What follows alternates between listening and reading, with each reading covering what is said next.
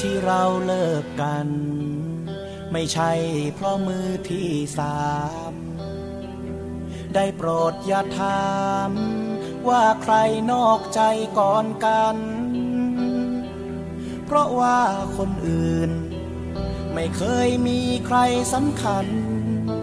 แต่เราไม่เข้าใจกันจึงต้องมีวันเลิกรา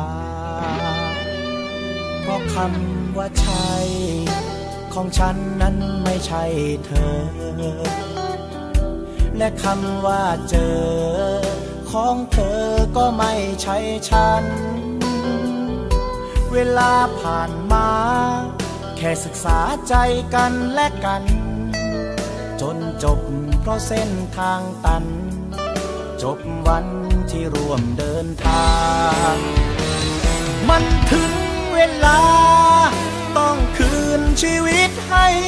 กันแม้ความผูกพันจะทำให้เจ็บหัวใจคืนชีวิตฉันคืนชีวิตเธอต่างคืนหัวใจเปิดทางให้เจอรักใหม่ไม่มีวันหวนคืนมา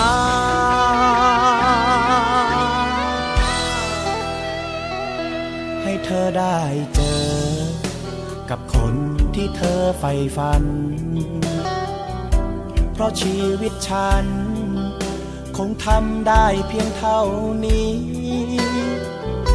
เมื่อเลิกกันไปต่างคนคงเจอสิ่งดีหยุดการทะเลาะเสียทีไม่มีวันไปกันได้เลย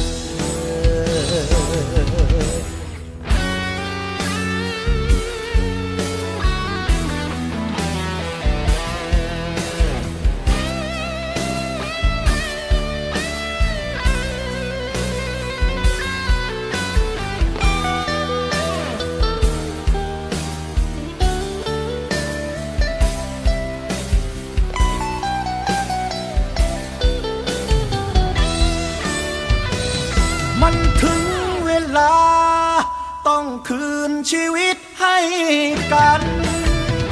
แม้ความผูกพันจะทำให้เจ็บหัวใจคืนชีวิตฉันคืนชีวิตเธอต่างคืนหัวใจ